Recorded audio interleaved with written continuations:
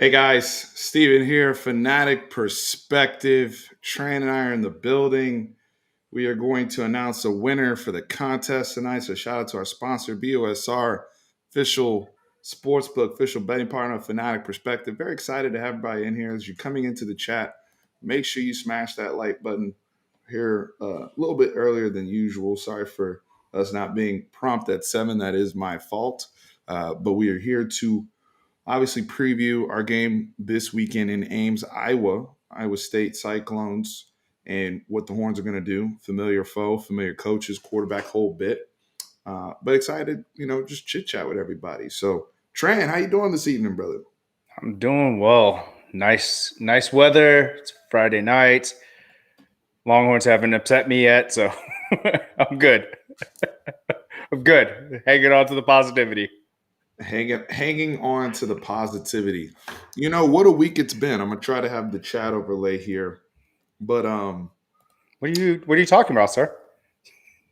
what a week! What a week it's been, man. I mean, we started the week off obviously with some monkey business out of Halloween and all the crazy Halloween stories that have happened. I will not And take then the we disrespect of Miss Banks. All right. She is a saint. She's done her due diligence and she's done so much to take the eyes off of how bad we've blown leads in the fourth quarter. So I she's a completely agree. great person. I appreciate her.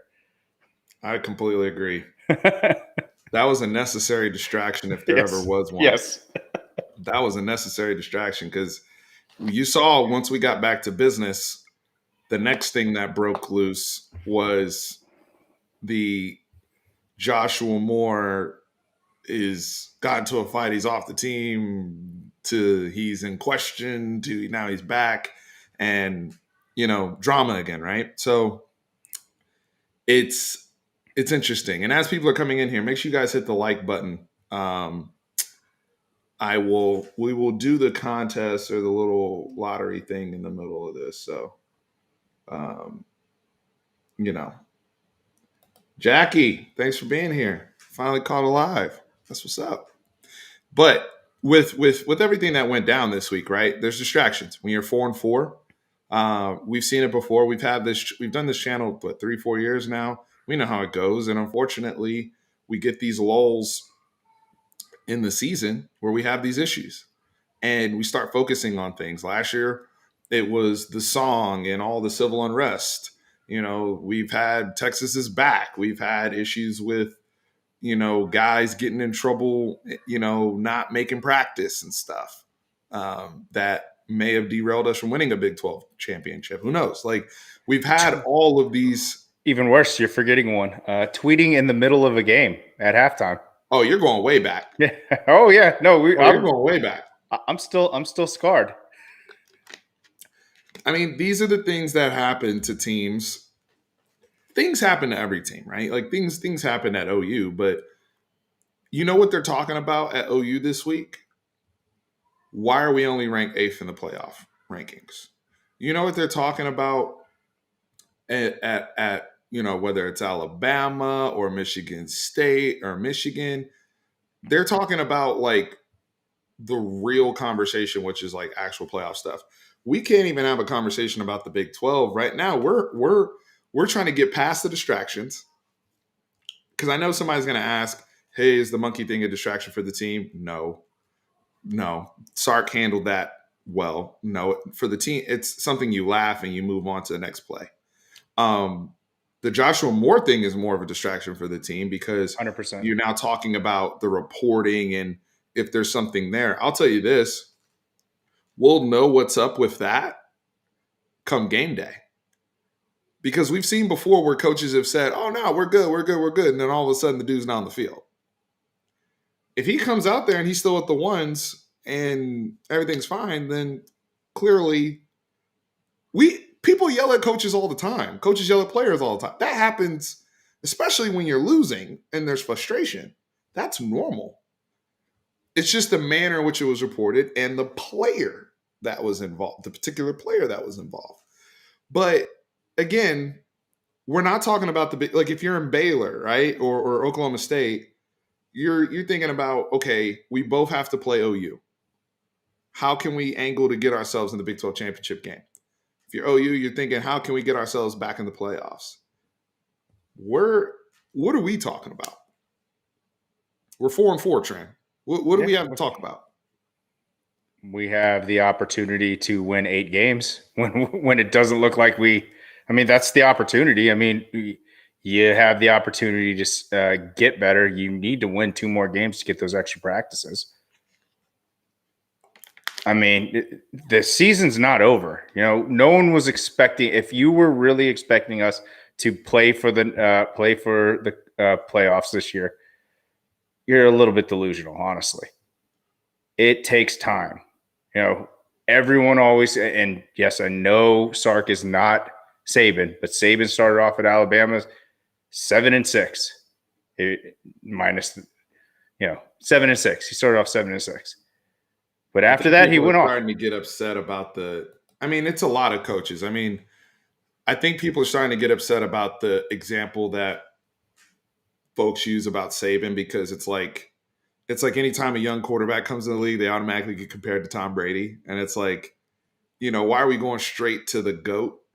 But most coaches, to your point, Tran, are in that 6 to 8 win range. If they're, for the ones that have had success at their program, I should say, if you look at their year one trajectory. Personally, I would rather find out the bad right away, as opposed to, you remember Manny Diaz?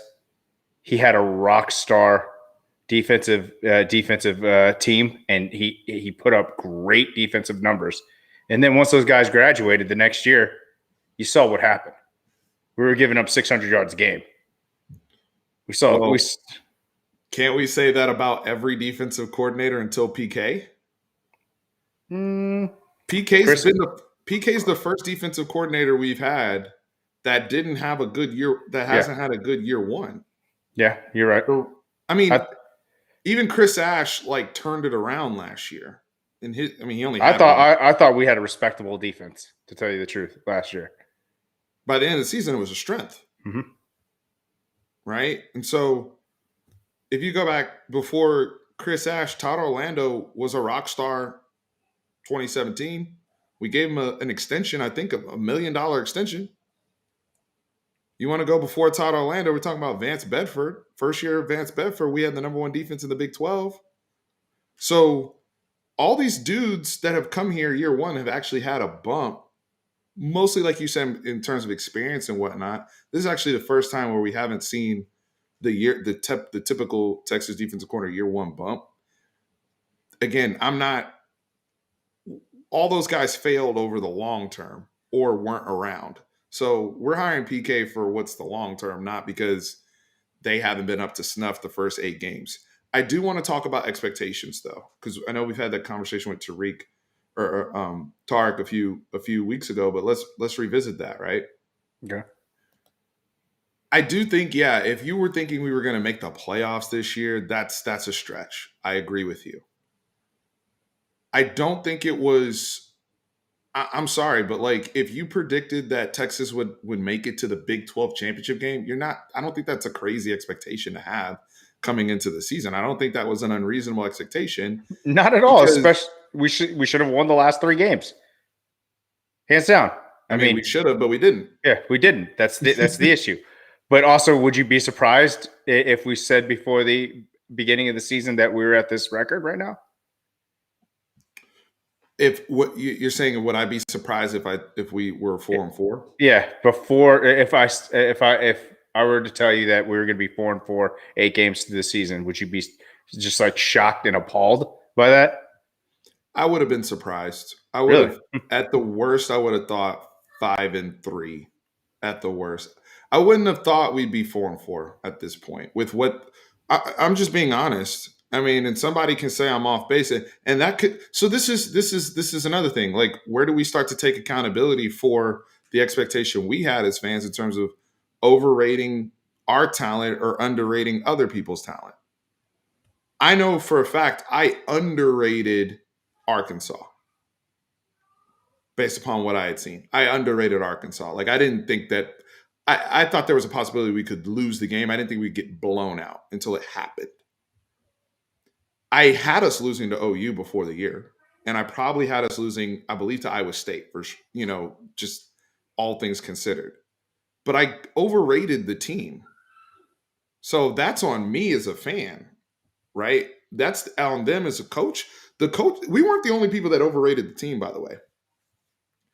Like, there's But receipts out there about the that coaches who were they were feeling really giddy about what they had coming into the season.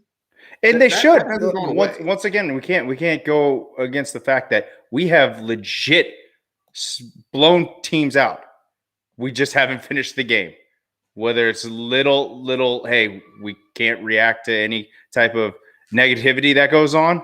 That's on us. I mean, we have the talent to be right now a 7-1 team, but we're not there. I don't think we do. I do push back there. The reason why I don't think we do. Now, yeah, we lost 3 games where we had 3 double-digit leads. Totally understand that.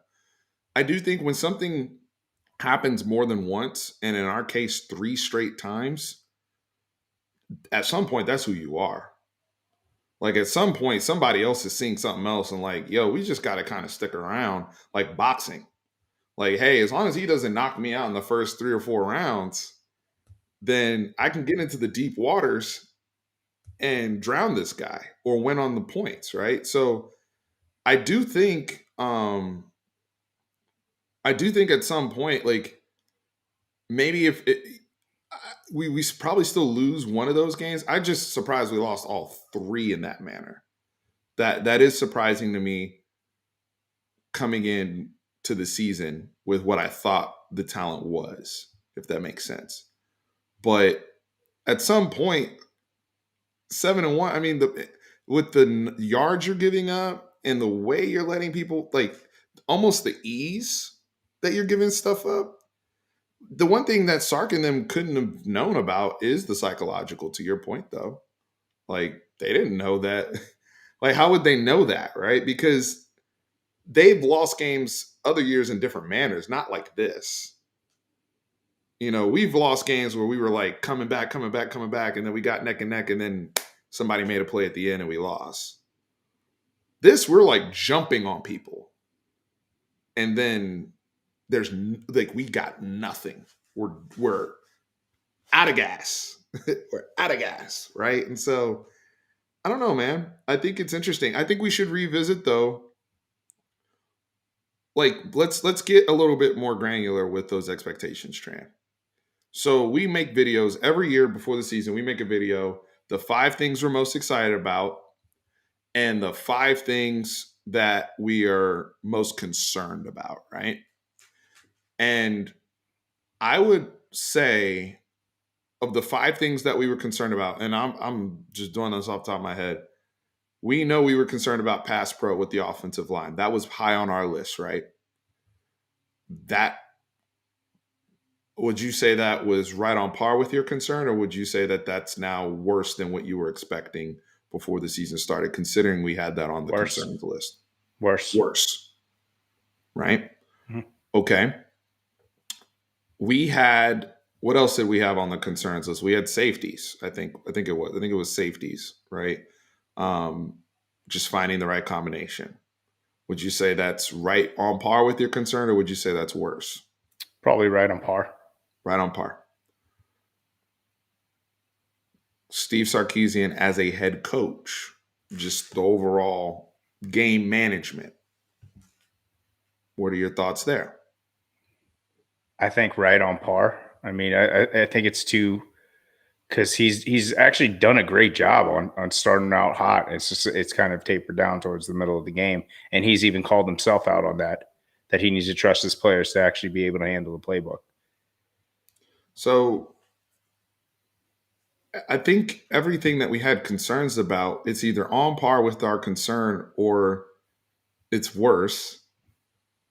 But what's concerning are the things that we were excited about. The defensive line. Defensive line. That's the first thing that I can think of. We were excited about. We overrated it. 100% overrated it. So that causes the dip in terms of where our expectations were at the beginning of the year to what the reality is now that we're seeing. We were, I'll actually have to pull this up in terms of everything we were excited about, but I think we were excited about play calling, which has been good. Yeah, I In think my it's been opinion. good. Mm-hmm. Play calling on point. But there's other elements of this team. Like we thought we would be able, running the football. Like we figured, hey, running back room's going to be great. We have a special runner. Yep, You know, we're good with that. We were definitely on par with that. we were on par with that, right? And so corners, like you start to go by and diagnose by position group. After running back, what other group can you say has been just so solid all year long? I know you're gonna laugh, but special teams. That's the only thing I can think No, of. I can't give you special teams. Not after Baylor. I mean, compare because of the fake. I mean, That matters. we I'm counting everything. I get that, but running backs we haven't gotten all the running backs the ball when needed. It's basically been Bijan, so we can't say the whole team is doing great. I think I would say running backs because I haven't seen any running back play poorly.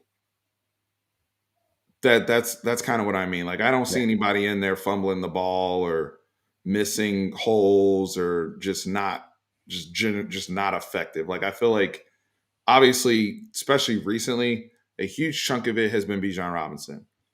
But overall, I feel like the running back, like whenever we have seen Roshan, especially the Rocat package, I think that's been a bright spot of the season.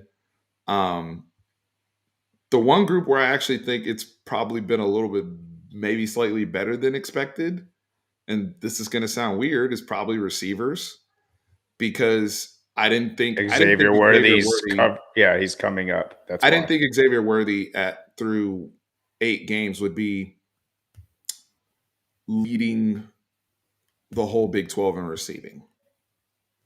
I didn't see that. I didn't see him being a Bolitnikoff guy year one.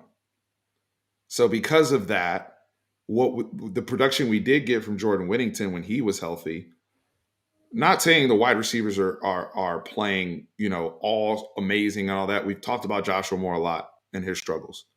Marcus Washington's coming along, right? And Sark talked about that the other day. He said, we actually like the development we're seeing from Marcus. Marcus went from not catching the ball at all to, I think he got targeted almost 10 times last game and caught 7 of them.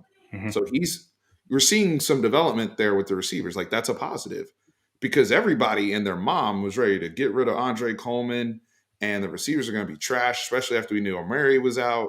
Like we were really, really worried about receivers. And that's been more of a positive, I would say. But unfortunately, when you look at like almost every level, there's no level of the defense where I'm like, oh, that position group's carrying the bag right now. So I don't know. What do y'all think in the chat? I see people talking about other players. What do y'all think?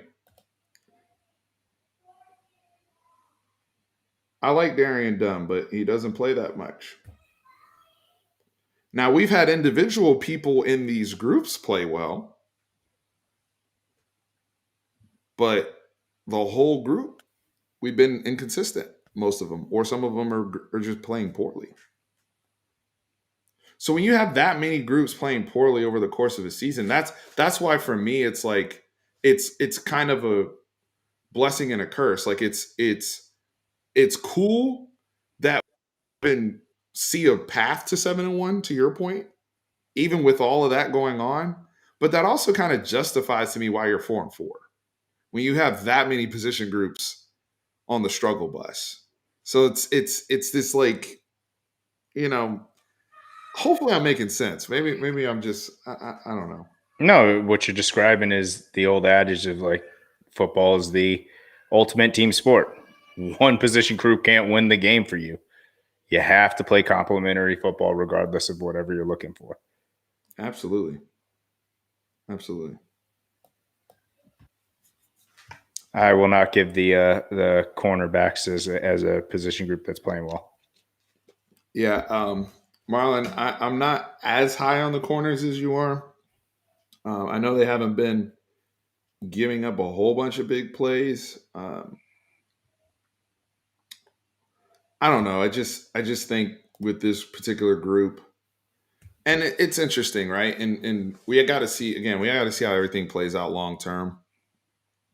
They went from playing a lot of quarters, quarters match last year to more cover three, and we kind of went back to more four down. We were more of a traditional look last year. Now we're exotic again, and that's cool.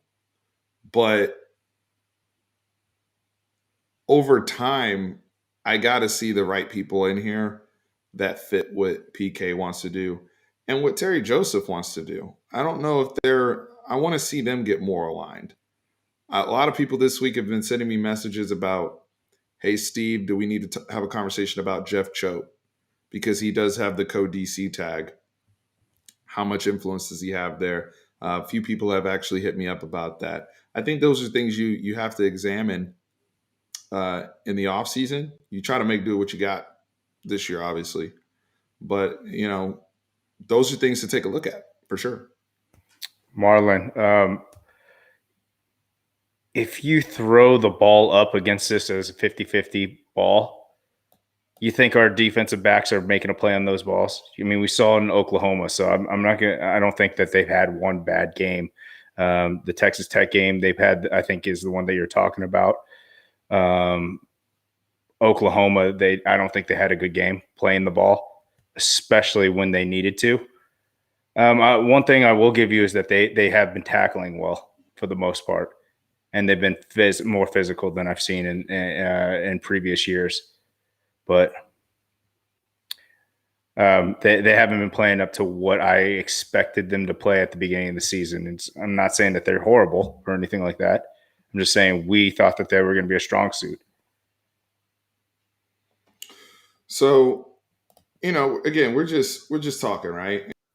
Kind of going through because there's been some good. I mean, we found some football players this year. Xavier Worthy coming in, that's a great thing, right? We have Bijan Robinson coming back, and so again, like you're saying, like the rest of the year before we get to Iowa State, and who wins the contest? It's 98 people in here, so hit that like button. We'll wait another probably 10, 15 minutes before we announce the winners or do the lottery thing. But with all that being said, when we look at these kids over the course of this entire season, there's some football players they have found. Like I know after the game we're like pissed, right? Like it's like damn we lost, and like throughout the week it's tough, but and maybe there's that optimism that always builds in going into the next game. But if we just sit back and be objective here for a second, they have identity. Like Alfred Collins is starting to come on, right? Um, The offensive line is there's slowly people coming on. on. They're Yes. making baby steps. Yeah. They are. They are. They're not as. It's not a turnstile like it was before. Are they great? No, but it's getting better. I do see them making some improvements. This is where we've come Um, to. It's like, good. We're getting better. we're getting better. The thing is, listen, and this is. So I'm gonna be blunt. This is Yeah. what's been kind of frustrating for me. I feel like a lot of people are like all of a sudden everybody's trying to act like they thought the team was going to suck before the year. Like all of a sudden no one had high expectations. And this is what I talk about all the time where it's like there's a lot of people who won't take account they don't want to take accountability for just being wrong, whether it's about a prediction or overrating some. We will always take accountability.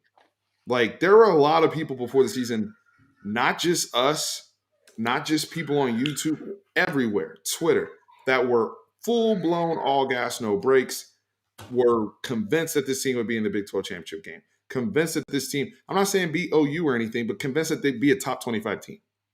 I did not hear, please show me the people that were out here talking about Texas is going to be fighting for bowl eligibility this late in the season. Please show me those people or where those predictions were made. They're all on A&M forums. Because what I was told was that we were 7-3 last year. We were mid-tier top 20 team, and we're trying to rise up from that. That's what I was told. So all these people all of a sudden talking about, well, I expected them to be blah blah blah. Like, no, you're shifting your opinion. And yeah, it's good. And when I say shift your opinion, I'm saying you're acting as though a lot of people are acting as though they always thought the team was going to be bad. Versus, hey, I got more data. Hey, we learned some more about this team. Hey, we changed quarterbacks. A lot of things happened. And now we're in a situation where we're not as good as we thought we were going to be. I'm cool with I picked this team to go 9-3. I was dead wrong. Right? We're 4-4. Best we can do is 8-4. Probably going to be like, 7-5, 6-6. I was wrong. But I got more data, learned but I'm just seeing a lot of people that hit me up or send me messages, or I see it on Twitter or all over social media. And I'm like, we still have this faction of people who rather be right than acknowledge the truth. And they shift with it instead of just taking accountability and saying, like the coaches are going to do. I guarantee you, if Kyle Flood knew that it was going to be like this, he would have hit the portal. He didn't know. He overrated it, just like some of us did. It's okay to admit that's part of being an adult, right? Like, we tell these kids, we were over here complaining last week about people taking accountability on the team, right?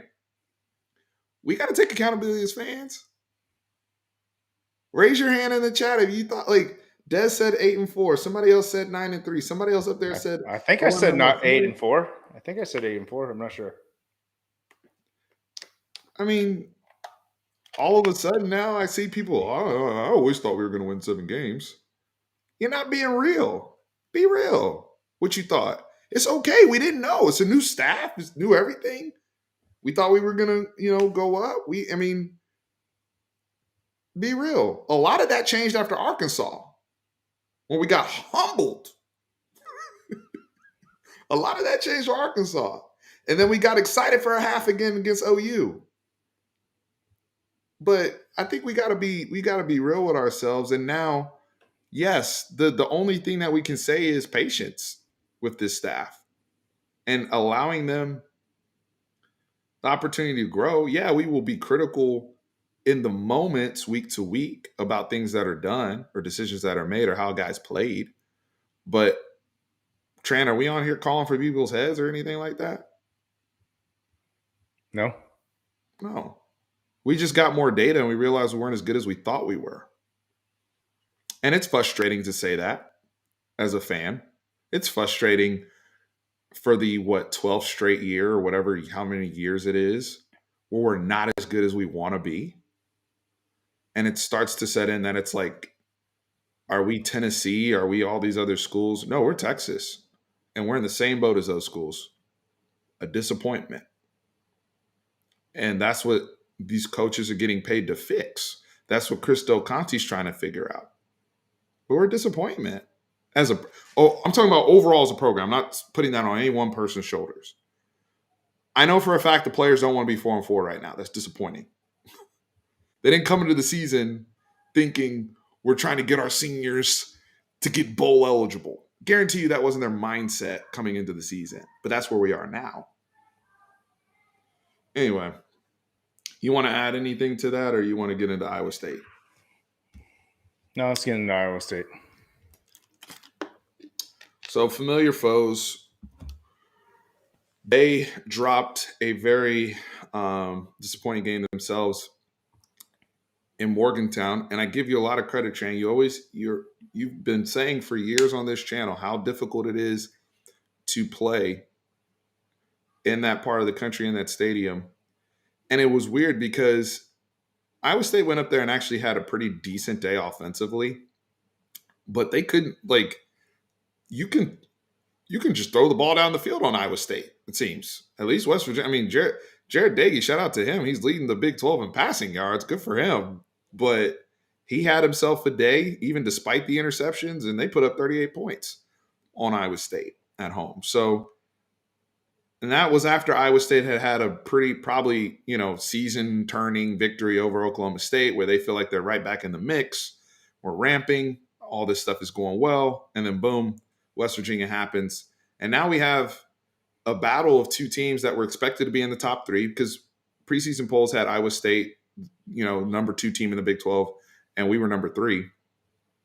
And now we're both well behind the Baylors and the Oklahoma States of the world. And West Virginia got the same record as us. They're 4-4 and 2-3 in the Big 12 as well. So we could potentially fall behind them in this particular matter.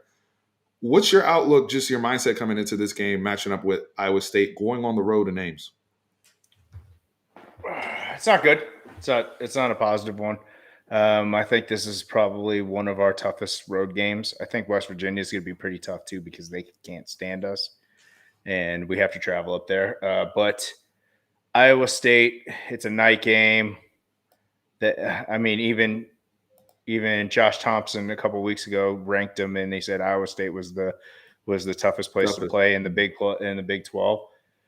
It's going to be extra tough. They're going to want blood. They're going to want to beat us. They're going to want to chant SEC when they beat us. It's they got humbled last week, and I think Matt Campbell's a really good coach that actually can make adjustments and watch the film to attack and exploit the other team's weakness. And they have the ultimate weapon to actually hurt our defense, and that's Breece Hall. He's he's deceptively fast, but he's also a power back too, who could total package. Yeah, he gets stronger by as the game goes along, and guess what? That's our weak point. The longer the game goes, the weaker we get, and he's going to get stronger and stronger, and those little 4-yard runs that he's going to get are going to bust out to 10 yards a carry, and it just doesn't feel right. It just doesn't feel like a good feeling to me. So your point about Breece Hall, let's start with him. I think it gets exacerbated when you think about how porous our run defense has been, especially in the second half of games, especially when we get worn down. Snap count gets up. Conditioning becomes an issue, like we saw with Baylor. I thought we did a decent job really bundling up Abram Smith in that group. Even Bohannon to a certain degree. Now they had speed option, but Baylor had speed option all day against us. And if I'm Iowa State, I would even, Brock Purdy's not as fast as Bohannon on the edge, but I would even sprinkle in some of that. Brock Purdy's still a very good athlete. I would sprinkle in some speed option against Texas until they, it's just like the jet sweep problem we had a couple years ago, right? If we put something on tape that we just never ever stop, I would install it the very next week. So there's that. But going back to Breece Hall, it's really highlighted when you think about how bad Texas run defense is. Breece Hall, from a productivity standpoint, you're talking about, I don't know if there's another back in the country over the last 2 years that's run for more yards than him right now in the country. And that's not just a him thing. That's a Iowa State offense thing, right? Like, when you think about the offensive line and just how they're built. A couple of years ago, we were talking about Brock Purdy as an NFL prospect and those type of things. And I don't know where the evaluators are on him. I just don't think he takes good enough care of the football, even still, as long as he's played. He's always been careless. And I think he makes bad decisions. Yeah. I think he makes some bad decisions. Now, he will be aggressive and push the ball down the field and make big plays too. And he can be creative with the football. But they're built around their run. They're built around Breece Hall. They're built around those tight ends and what they can do. They did a play last week against West Virginia that a lot of people that was going across social media, where they had all 3 tight ends, like, in one of them was kind of like an H-back, and they did like a guard type counter deal, right? And that's the type of cool stuff they'll do. A lot of overload stuff and really get after us, right? And so it's just really going to be interesting how we defend that and try to make Brees Hall or make Brock Purdy, make poor decisions, right? So I'm curious as to if we can exploit some of the challenges we've had with consistently moving the football. We've been able to hit on some big plays, but there's big plays to be had against Iowa State. We know John Heacock, he's a very respected defensive coordinator in the Big 12, but they've had their struggles recently, and it's not just the West Virginia film, although that's the most recent film. I think we'll be able to, again, get guys over the top. But this is going to be interesting because we're going to play in a similar hostile environment probably to what we saw against Arkansas. We haven't played at night in a minute. Some bullshit why we are playing at night too, I think. Now we're playing at night. We're going to an environment that hates us, right? And the last time we were there, they decided to pull Hudson Card. And there's been a lot of chatter now in terms of, hey, if we're not able to still have that proficiency going on the field, I think you and I both think that Casey Thompson, he wasn't great against Baylor, but he definitely wasn't the problem. Played fine. He played well enough to win the game. But as we're dropping games, as things are happening, this isn't the game to mess around with the Hudson Card thing, at least in the first half.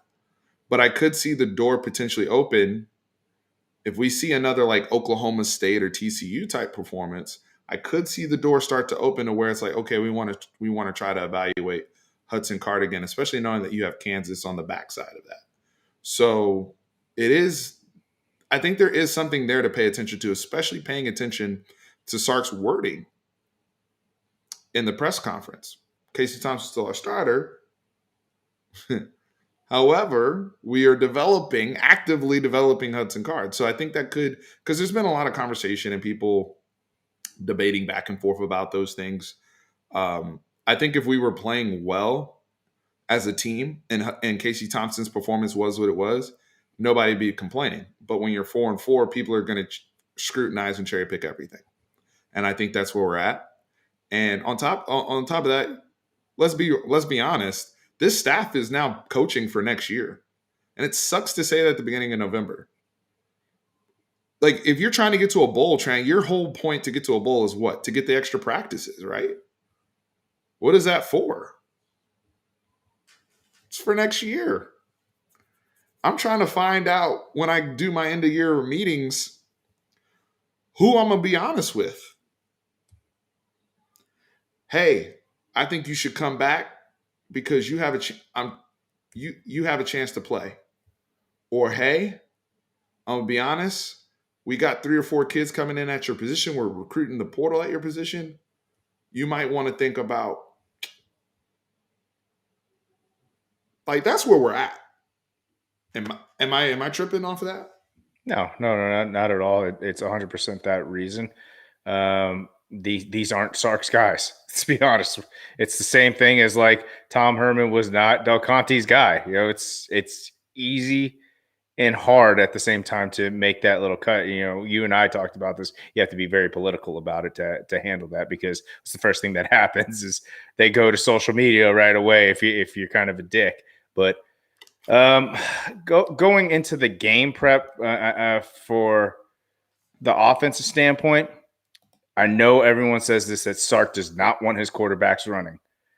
But if they do that cloud coverage where they're rushing 3 and we don't run for 5 yards, smart runs, I'm not saying take hits and run, but if we're not doing that, we're doing our offense a disservice. You're an offensive mind. Your major thing is to move the chains and score points, right? If you're getting into 2nd and long and 3rd and longs because we're trying to force the ball down the field without running the ball, that's an issue for me. If we're not getting blocking, I could see. Honestly, I think Bijan's going to have a different type of focus this week, and if they're going to get that 3-man front, I could see him going off, honestly, and helping us control the game. So we need to have a little bit of quarterback run in them. I think personally to keep the chains moving, especially in the second half. I mean, we've been very good in the first half and very, very efficient. If you want to change it up and change it up a little bit just to move the chains, that's a perfect play to do that. And you have a quarterback who can get 5 to 6 yards of carry. Oh, I'm frustrated already. No, you're right, and he's got to be willing to. I think they'll learn a little bit from the Arkansas thing. I mean, Arkansas ran that coverage so much against us. I think there was only like 8 times in the game where we didn't see that coverage where they you know, initiated some sort of blitz or any other mechanism other than just drop 8, cloud, beat us. Now, I agree, West Nick Virginia, Davis. what they did, they had their guy hang in the pocket a little bit and let stuff really develop, and guys kept working downfield, and they were able to generate some big plays. And the other thing too is like you have to run the ball well enough, and West Virginia did. Letty Brown did go over 100 yards in that game, and it wasn't like a BS 100 yards. He had like 22, 23 carries for like a $105. So to your point, we see that coverage again, offensive line. Even the appearance of a light box, and we look getting into Iowa State personnel. Mike Rose is a bad boy. Will He's hurt, McDonald is a though. bad boy. Okay, and Buki, the 6'6", 350 dude, who I think is an NFL player. I actually like him more for the NFL. Y'all see him tomorrow. I think he wears number 58. It's a big dude in there. He has 5 sacks playing all over the defensive line.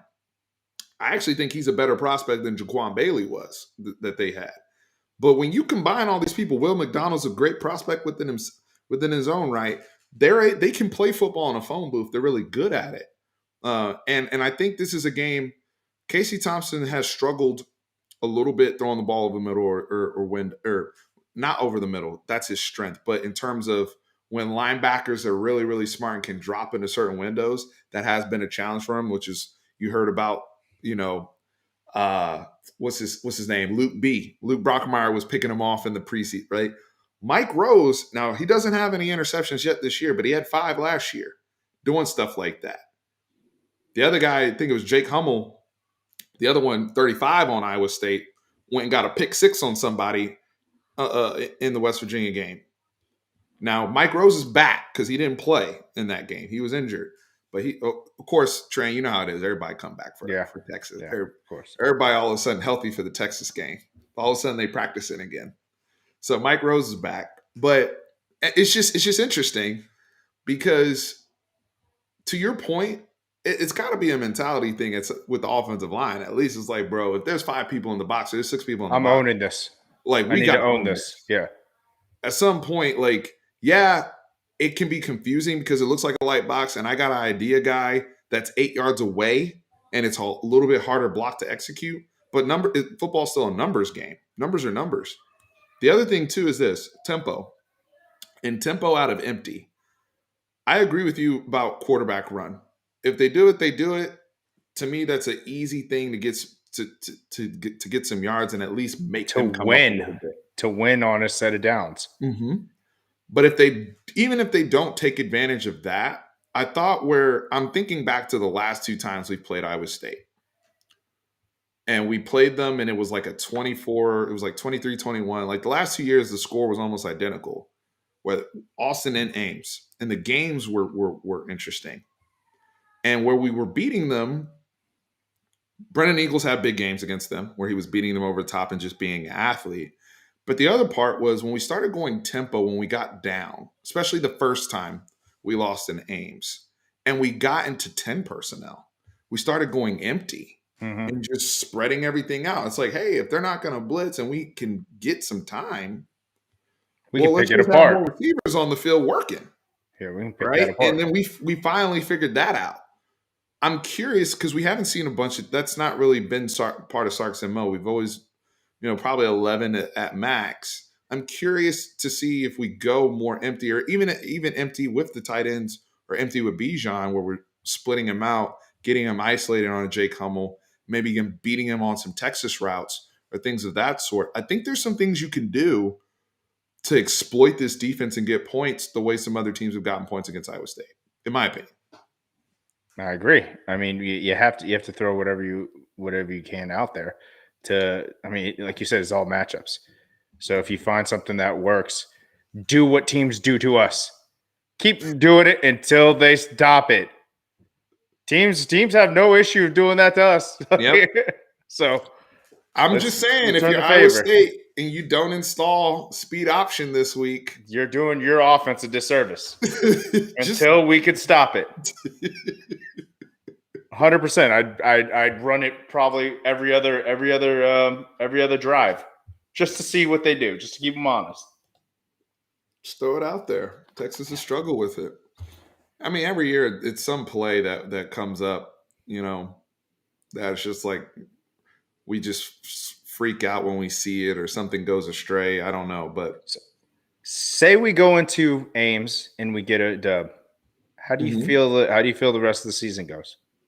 I do think that's one where they can at least, and we know Iowa State's disappointing. And some people that are really pessimistic and always have something negative to say will say, well, Iowa State's a fraud anyway. It's not a good win. I think that's something, though, the kids say, you know what? We're making progress. I think at this point, it's like, okay, we can go on the road in a tough environment and win. We can hold our mental together and win and get through adversity. So I think that's a net positive, because then you get Kansas, you start to build up some momentum. Because the only big bad, I mean, Kansas State, I don't know what we're going to get from Kansas. I don't know how healthy Kansas State will be by the time we play them. If Kansas State is healthy by the time we play them, that's a toss-up game. But if they can get some momentum, they go into West Virginia with more confidence. So, but if they lose and you're 4-5 and you're 2-4 in the Big 12, then it's like, all right, we really got to start working in a lot of these freshmen in the Kansas game, and just we're in evaluate. Now we're like full blown. Yeah, we want to get bowl eligible, but we're in evaluation mode as a staff. To me, I mean, I'm in evaluation mode now, but now it's like obvious. Like now it's like I'm starting Jade Barron. You know what I mean? Or some young guy. Like, just I want to get people reps now, that may be showing some things behind the scenes. I don't know. What's y'all's opinion in the chat? Curious. Tran, let's go ahead and pick our BUSR winner. Shout out to BUSR. Who is dismissing? Buddha's always in here trying to stir the pot. I just saw that comment. We are not dismissing Iowa Who's State at all. dismissing Iowa State? I said at the beginning of the Buddha. chat that I do not feel good about this game at all.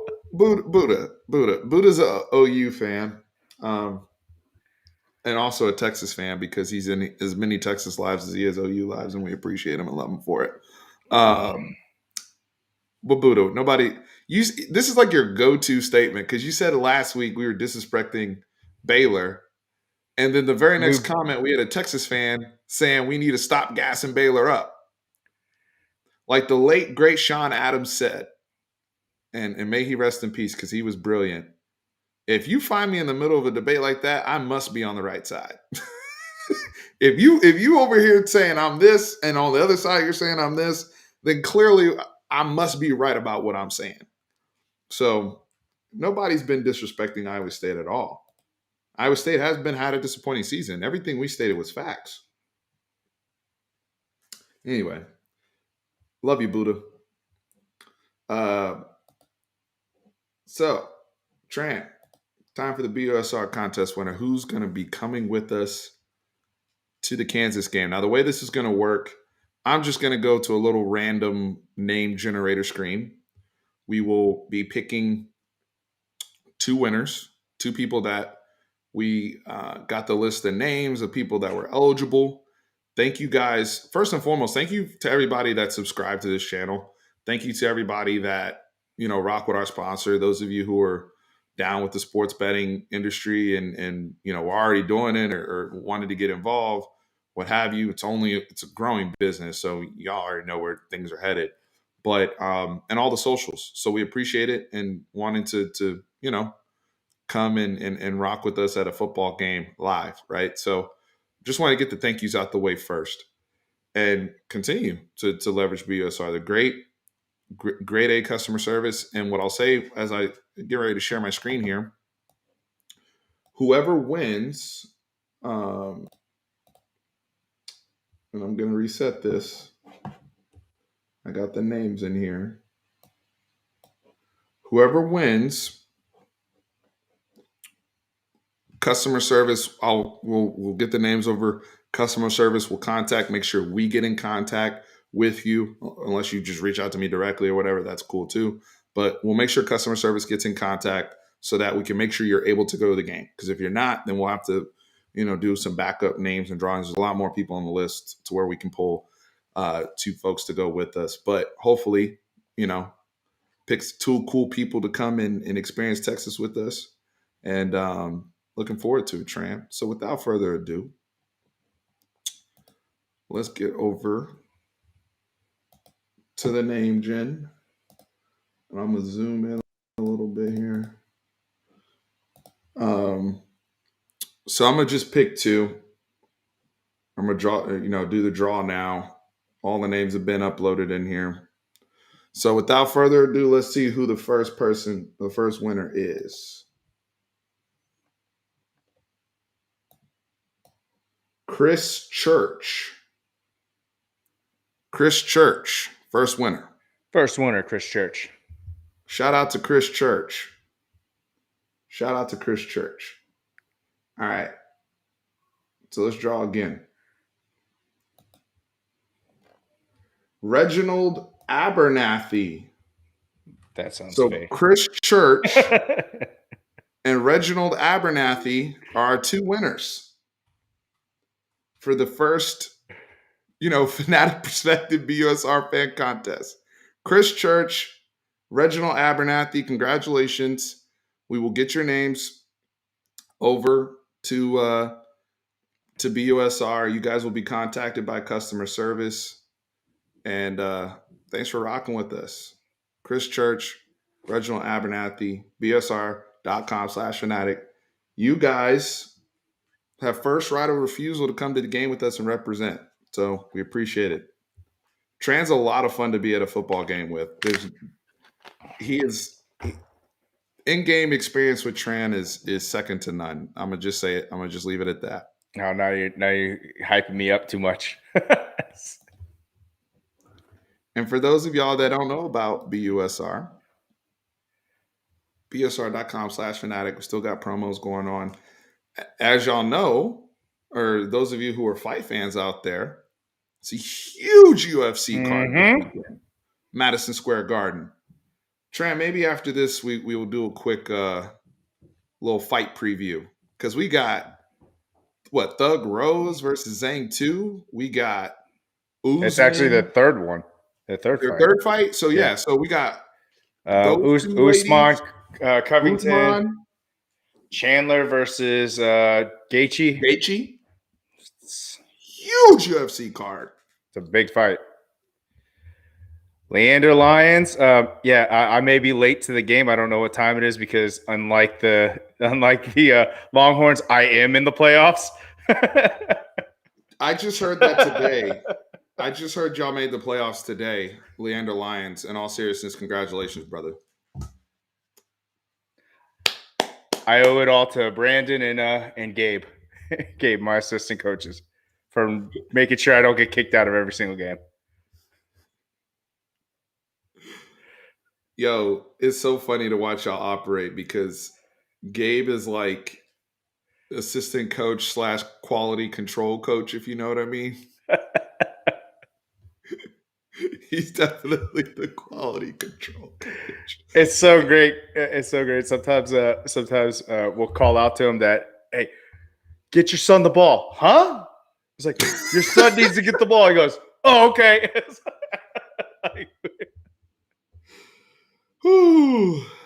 Uh-oh. Danny asked a loaded question here, but I want to answer it. What is it? It's a good one.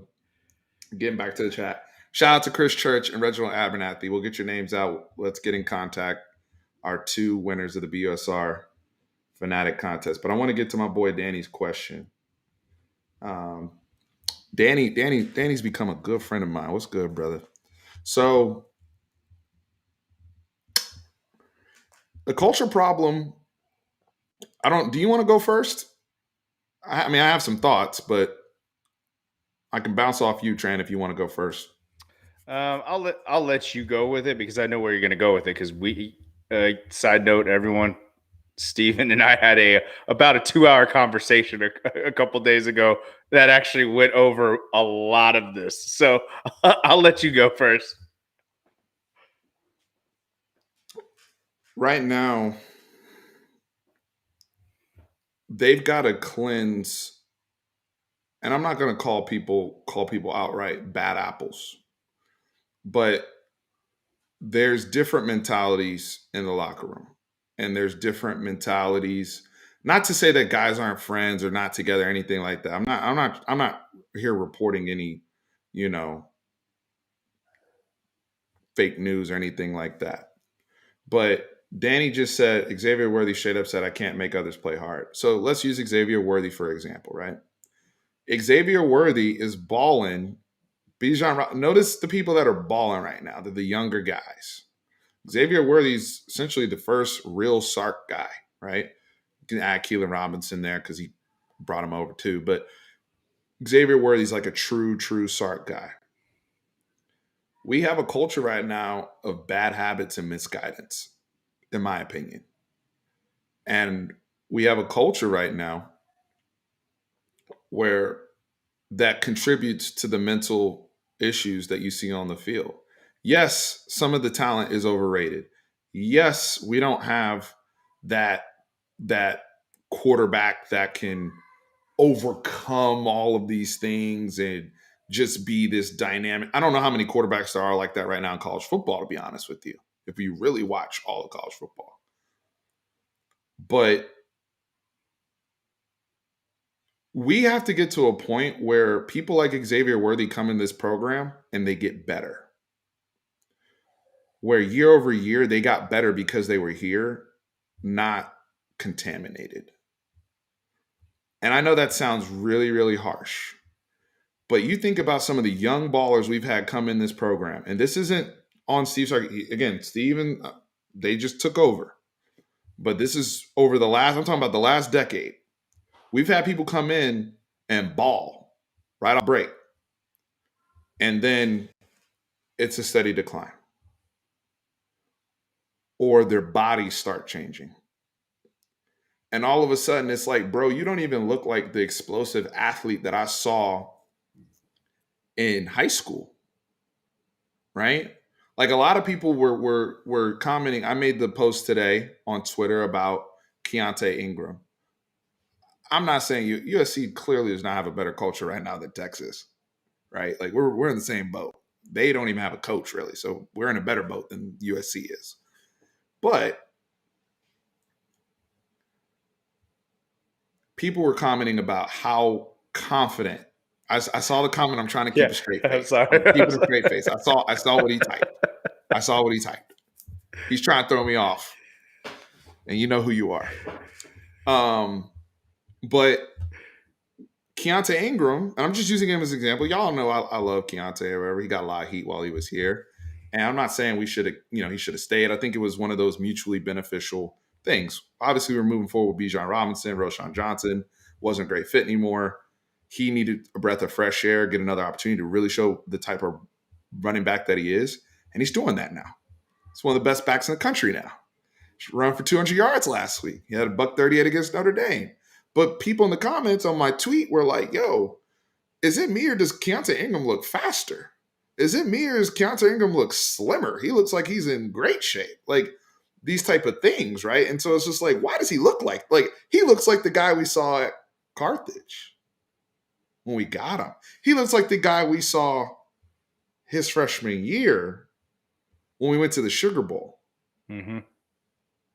So I want to give a shout out to the ladies over at Fire the Cannon podcast and Texas Homer. They did a show this week together. If y'all haven't go check that out. Fire the Cannon podcast. They had Texas Homer as a guest.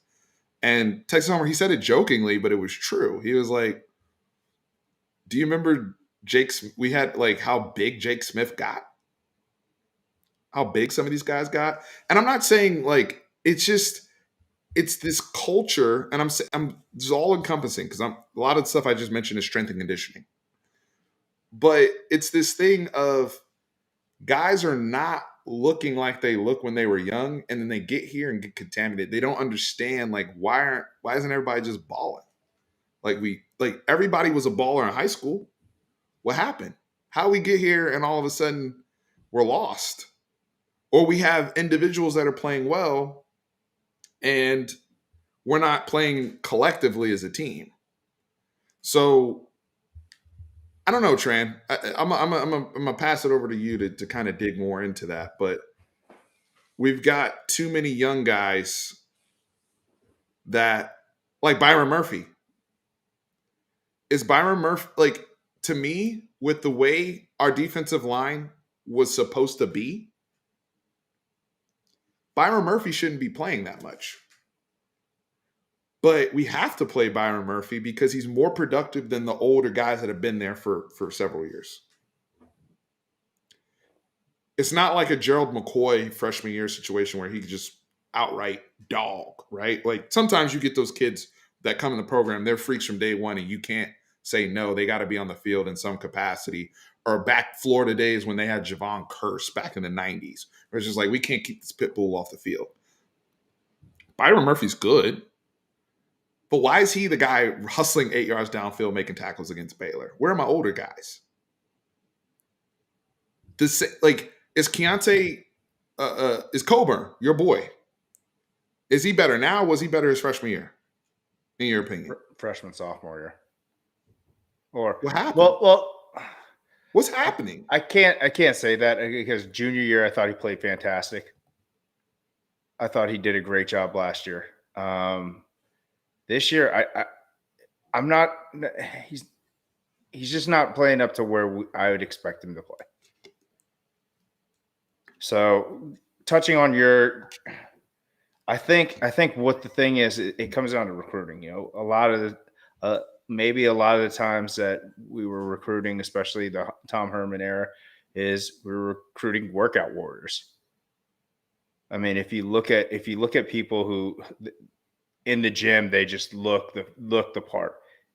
And I go back to what Gary Patterson said one time. It was like, yeah, they look like a championship team coming off the bus, but on the field they're not that. Hey, who are we playing this week? We're playing 5-star culture, the 5-star culture versus 5-star mentality. And I mean, wasn't that Brees Hall who said that? Yeah, it's 100% true though. I mean, are we going to make a guy? But when are we going to start making people pay for making comments like that? Are we just going to let him say that and then run for $150 plus on us again? That's when the culture changes. When somebody makes a comment like that, because to be real with you, at least with Chris Ash's defense last year, and I'm sorry I'm getting mad, but you triggered something with what you just said. To be real with you, last year we kind of boxed Brees up. We did. Didn't we box up Chuba? Yep. We boxed Brees compared to how Brees was running last year. Letty Brown, we boxed up too. Now we controlled the line of scrimmage, and that's the issue that I have with. That's why I can't let PK off the hook, even though it's just he has a tenured defense. He has a lot of upperclassmen on that defense. Yeah, he has some underclassmen, but he has a lot of upperclassmen that he should be able to be successful. We were able to stop the run last year. Why can't we do it this year? That to me is where Marlon, I think, is right about scheme.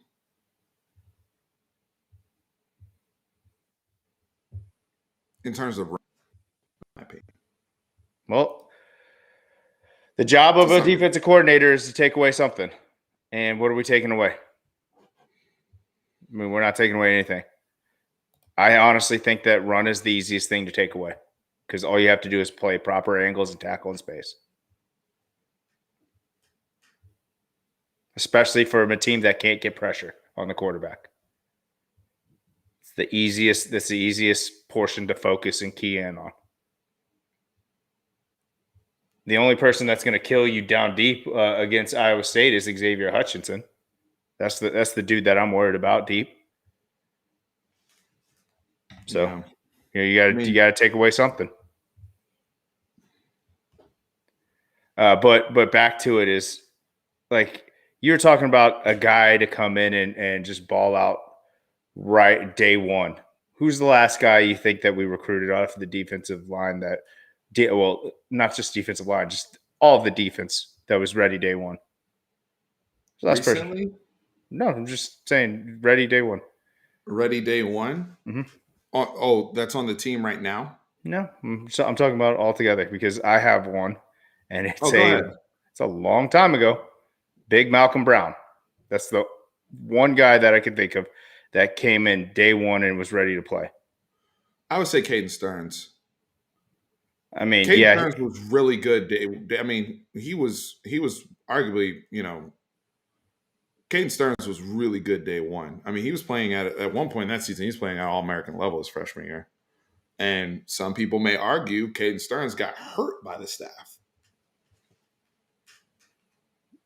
maybe some people named Caden Stearns may argue that. Who knows? Who knows? It's just, I mean, no, but he was playing at a very high level when he got here. I mean, he was coming off of an MVP performance in the All-American game where he picked off Trevor Lawrence. He was playing as well as any young DB in the country at that point. But no, to your point though, if we're talking about trenches, Malcolm Brown was a beast pretty early on. I do remember that. I remember once we got Puna in there, Puna was really good. But Puna was always good to me. I don't think that Puna started really playing until the end of the year, though, his first year. Okay. But Malcolm was just there. And I was thinking that Keandre would be this second coming to Malcolm Brown, honestly. We got a super chat from Jeremiah Powell. Did you see the tweet from Kevin Coleman who showed that he is watching the Horns and worthy maybe two 5-star receiver if we get Evan? No, I did see that. It's going to be interesting because I love the little friendly feud between Kevin Coleman and Evan Stewart for who's the best wide receiver in the land. Look, this is where recruiting gets interesting, though, right? Because a lot of people think it's I'll keep the super chat up there. Thank you, Jeremiah. A lot of people think it's just flat out wins and losses. If you talk to these kids, you talk to their camps, they're looking at the schemes. They're looking at that's where you're selling Xavier Worthy all day long, right? Bro, it's his freshman year. We've been here for 8 games. Yeah, we're fixing a lot of stuff right now. There's a lot of house repairs we got to make. But you could be the plaster. But we got a dude right now who's already leading. Like, my stuff works. If I'm Sark, that's my angle. My stuff works. And I don't even know if I really have my quarterback like that yet. But my stuff works. I mean, every game, people are wide open downfield. They were showing, even if you go back and watch the Arkansas game, dudes are wide open downfield. I mean, we didn't have enough time to get him the ball. Baylor game last week, we missed Xavier Worthy on a walk-in touchdown. We had another one to Marcus Washington down the seam again that we hit on the week before or the game before against Oklahoma State, but we got sacked. We weren't able to get the protection well enough. Had a wide open touchdown. Time to get the ball out. That's a walk-in touchdown. Yeah. The coach is dialing it up. That is one thing you will not argue with me about in terms of what Sark is giving me. The scheme looks fine. You can argue about tempo, second half, when he gets aggressive, all those type of things. But if he had the personnel in place to just go full-blown, all gas, no brakes like he did at Alabama, and when he has all his personnel, that's what the recruits are looking at. They understand. The kids are smart enough to understand, like, okay, he's kind of getting by with this guy right now because that's all he has to work with.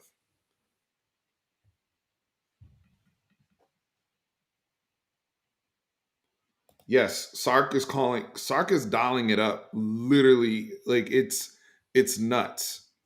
It's nuts. And as he gets more guys in here, now I'm curious to see what they do with the portal. John Doe, absolutely not. I don't have a problem with anybody getting a heated argument. I have a problem with it being that shouldn't be our business, in my opinion. Anybody that's been around a football team, so I'm not even gonna say if even people that haven't played football, if you've been around a football team or understand how much juice is flowing even at practice, Tran, there's fights that happen. I've seen it. That no, like, dude just gets fights in the locker room. Like, I'm talking about fist fights. First day of actual hitting pads is probably the most violent day where fights break out left and right, because people have been for weeks, they've been just talking, Mm-hmm. and once you put the pads on, that's when they get hit, and then people start throwing punches. So you have to think about it. You have to think about it from this perspective. Joshua Moore was getting a lot of shit online. I mean, let's be honest. He was, and he even called it out on his own Twitter page. I'm sure something was said, and it probably wasn't even that bad, but it just set him off.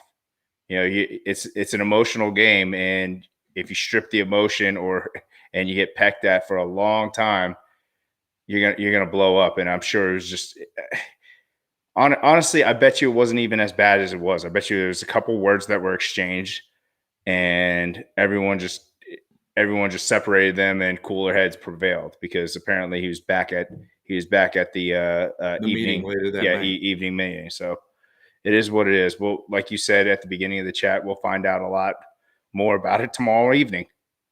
See what's going on. I love that's Luna when you Ford. know a coach is really mad at you. Yeah. I've seen people talk about, this person has a problem with the coach and all this type of stuff, and then the next thing you know, the person's on the field. What's interesting is we're seeing the opposite with Keelan Robinson. They talk glowingly about him, and then he barely plays for some reason. So,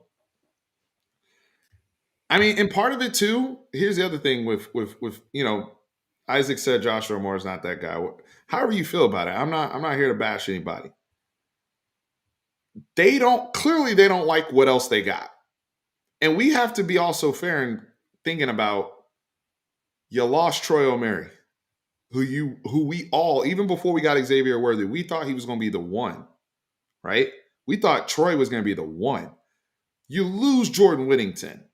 We haven't won a football game since he went down. And Sark even said we haven't won.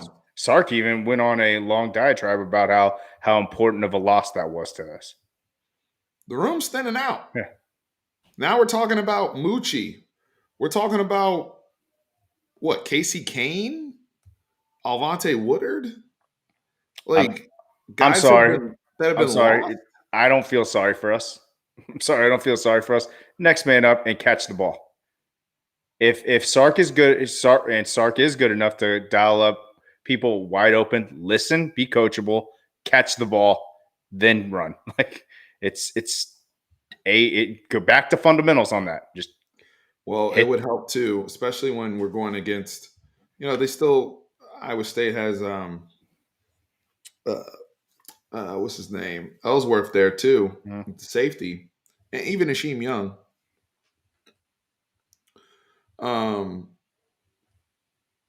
Last week, one of the things I was disappointed with was like guys not able to make contested catches the way we saw with Jordan Whittington, to really go up and high point the football. There's times where you just got to go and get it.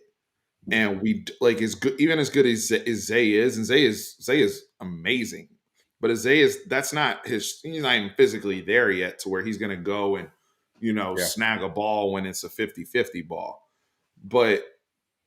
And we may not have that. I mean, I think we do with Jatavian Sanders, but we don't roll the car out of the garage anymore with him. Maybe this is the week. We keep seeing it every week. Maybe we should stop saying it, and then they'll take the car out the garage for a spin. Yeah, that or the coaching staff seems to love Juan Davis. He can catch it over the middle. I like Juan Davis. Juan Davis is going to be a good football player for us. Yes, but we've seen him play more than Jatavian Sanders.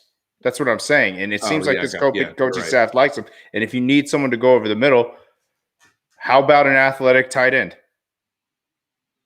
Jared Wiley made a couple catches last week, contested catches. But they still don't want to take him away from Pass, yeah, pass blocking. pro help, and at least you can actually move him and keep Jared Wiley back there for blocking, or Brewer back there for blocking as well, and you still have that middle covered. Hey, don't disrespect Casey Kane like that, Marlon. It's a young freshman.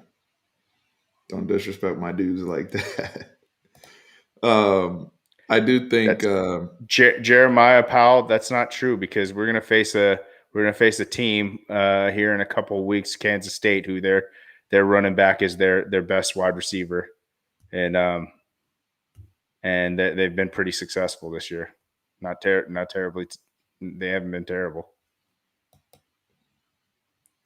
a lot of people, or MD said, put Robinson in the slot. I mean, we don't. We They don't know must his think he route can't. running. Yeah, Yeah. they don't. They clearly don't feel strongly with that. Which is fine. I think here's something to pay attention to. I think Sam was really good out of empty the last couple of years against Iowa State when he was in empty.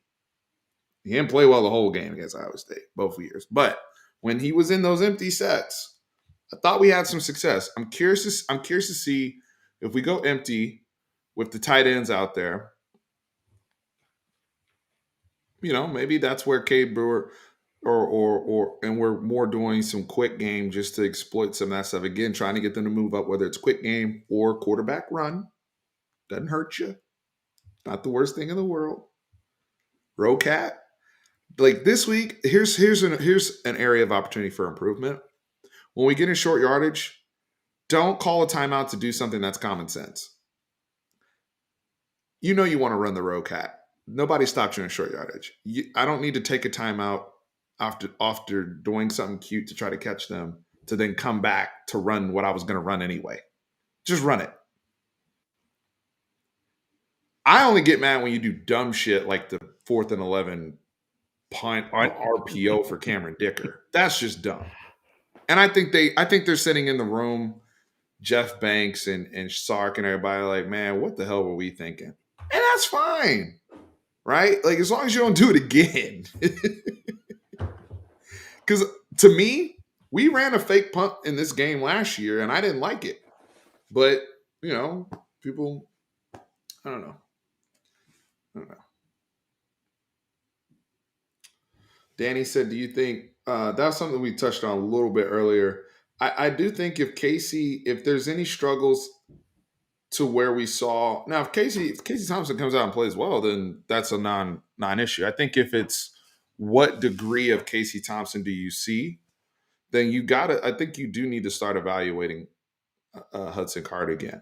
Especially if you're 4 and 5, then yeah, you let the young guy play the Kansas game. In my opinion, that's not even shade at Casey Thompson. I'm not saying, oh, he's bad. I'm just saying for evaluation purposes. Let's see if he's come along. Let's see if his mental's right. And if he plays well, he gets to start at West Virginia. Because that's going to be the next big test, at least at our level. I don't know if Carr's going to transfer, but I do agree with you, Troy, about people sleeping on Malik Murphy. Excuse me.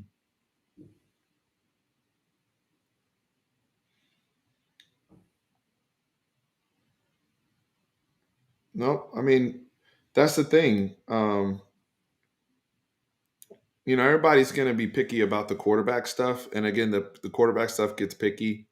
All of a sudden now we got to have the strongest arm quarterback in here. I've seen a lot of noodle arm quarterbacks win college games, but they know they play within their strengths and weaknesses. Don't dial up plays where he's got to throw from, like when Charlie Brewer was on Baylor, how many times did they ever throw the field? Every time they threw it was to the boundary. The guy was limited.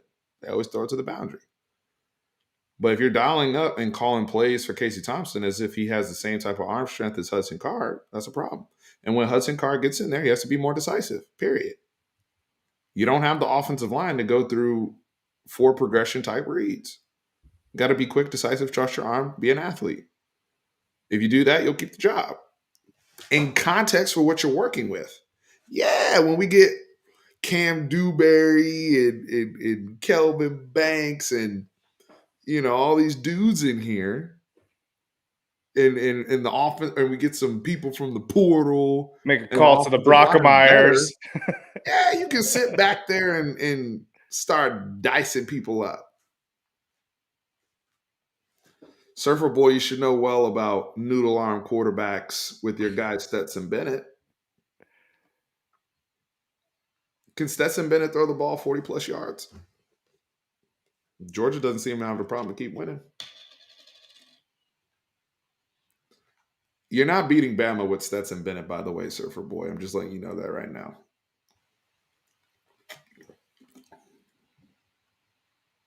No disrespect. Yeah, that's another thing. Jordan brings up touch. Just having that, a lot of them, he was throwing the thing either a mile or even sometimes recognizing it a little late and not, hitting guys in stride and stuff like that. So all those things, but it might be time to get him back in there. Somebody said Stetson Bennett can't throw the ball 40 yards, Steve. Dang. That's disrespect. Don't sleep on the mailman. Don't sleep on the mailman. Surfer Boy knows they got to get JT back. Yeah. You got to get JT back and ramped before the SEC championship game. Because I don't see anybody that can throw the ball. Like Tennessee, I like that young Tennessee quarterback that's starting to come along. I like him, but I don't think he's going to be able to test y'all's defense like that. So what does that leave Georgia with? Well, Alabama, Bryce Young, he'll put points on the board. So now I got to have somebody back there that can at least crank it up a little bit. Stetson's undefeated. Is he undefeated against Bama, sir? Because I do remember it was Fright Night the last time I saw him out there against those guys. No disrespect. Again, shout out to our BUSR winners. Reginald Abernathy and Chris Church. We'll get your names out there. Coming to the game with us. I still think that Reginald Abernathy is not a real name. Deep down inside.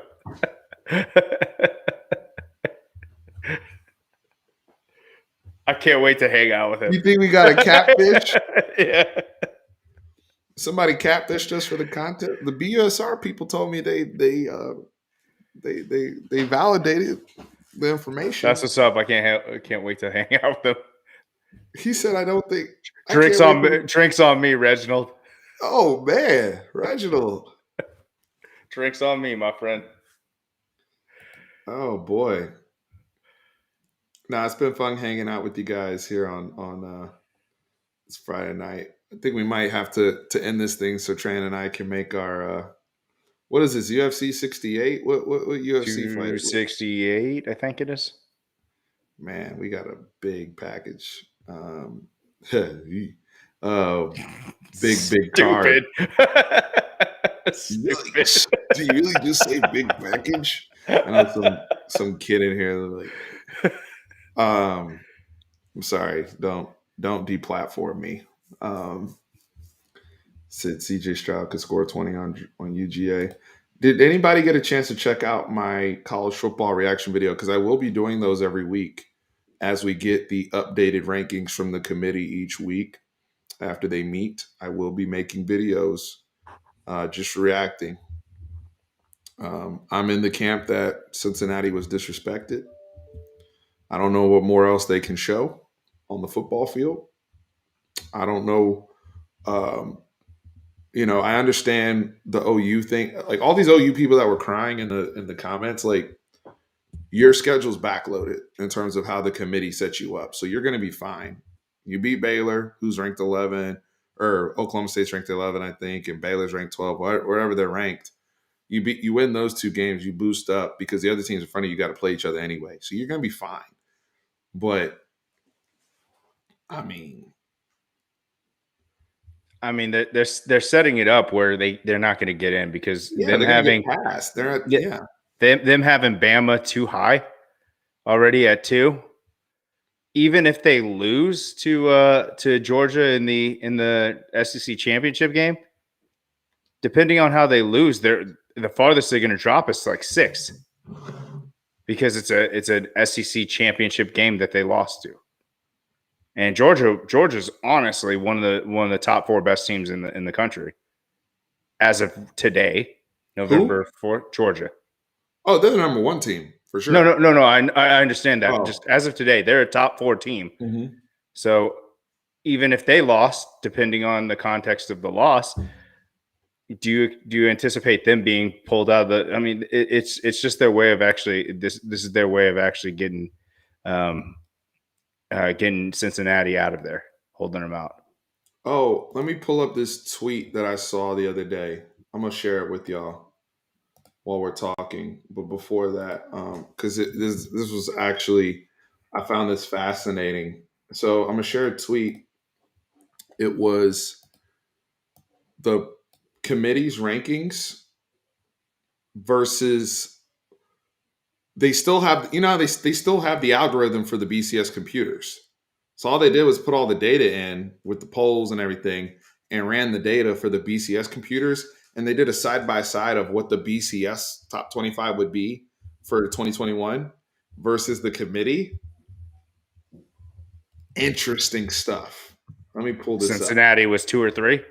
Cincinnati was 2 in the BCS. Yeah. If we still had the BCS, Cincinnati would have been 2. And so somebody commented, it was the perfect comment. The problem with the BCS, was it the computers or was it we weren't allowing enough teams in? Because the committee now is just full-blown people making, just deciding however they want to do it. But with the computers, at least there was, and I can't believe I'm saying this because I hate the computers. They screwed us. I'm doing the Larry David or the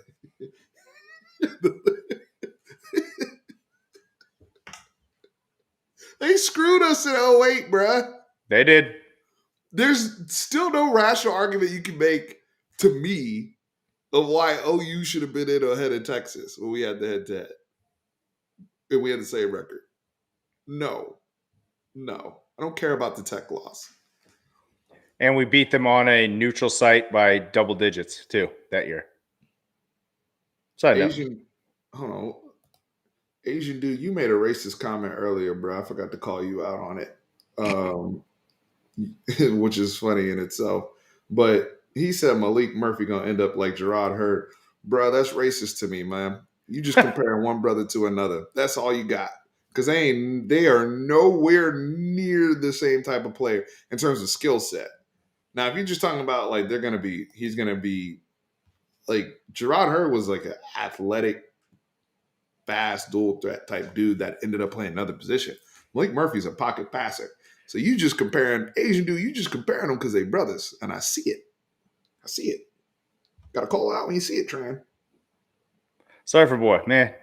Don't kick us while we're down, man. Bring that keep these receipts and keep that same energy when we are in the SEC.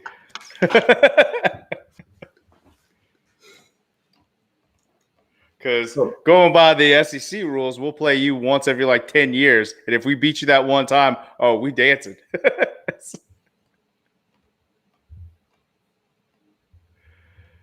I'm just looking for the tweet. Give me a second. Which one? Oh, the BCS one? Yeah, because I wanted. I thought I had.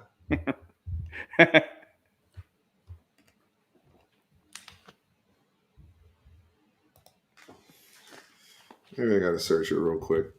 I always used to screenshot these things. Let's go photo. All right, boom, found it. All right, so I'm gonna full screen this bad boy.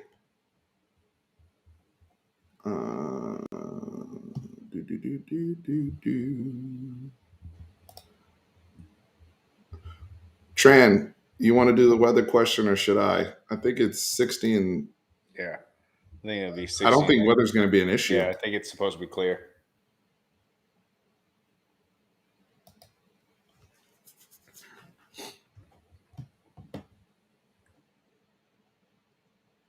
I'll take off chat overlay for a second so y'all can see it a little bit better. All right, so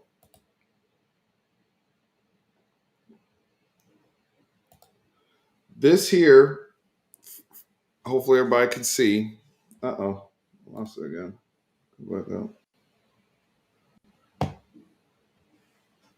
This is what the BCS, so what the computers worked up versus what the college football committee has, right? And I don't know. I thought this was fascinating in terms of what we're looking at because obviously Oklahoma is a big one, right? Like the computers have OU at 3, so the computers are valuing ranking versus the fact that they're the only 9-0 team in the country, blah blah blah, got them up there over a one-loss Alabama. Michigan State gets knocked out, which they're clearly. That's where I'm a little confused with the computer of still having been at 4, like the way the rest of this went. But to me, the respect for Cincinnati. I mean, I just don't understand how a team can be getting voted by everybody in the country as a top 2 team, and then they're getting knocked, at least for where we are right now. I get that Ohio State will ascend if they defeat Michigan, if they defeat Michigan State, yeah. Right? Their games are behind them. Oklahoma, their game or in front of them, I should say, the games that they have to play. So they can't get graded on games they haven't played yet. Oklahoma, same thing. I get that, especially considering both of them are also going to have to get points for a championship game. Now, what's interesting, though, is that the teams here at the bottom. So in the BCS, Houston is in. SMU is in. 2 teams that Cincinnati will then get credit for in terms of ranked wins. But what we notice here with the CFP, and this is where I think is also sketchy, is they didn't have none of these teams in there. Even UTSA, who these people have at 17.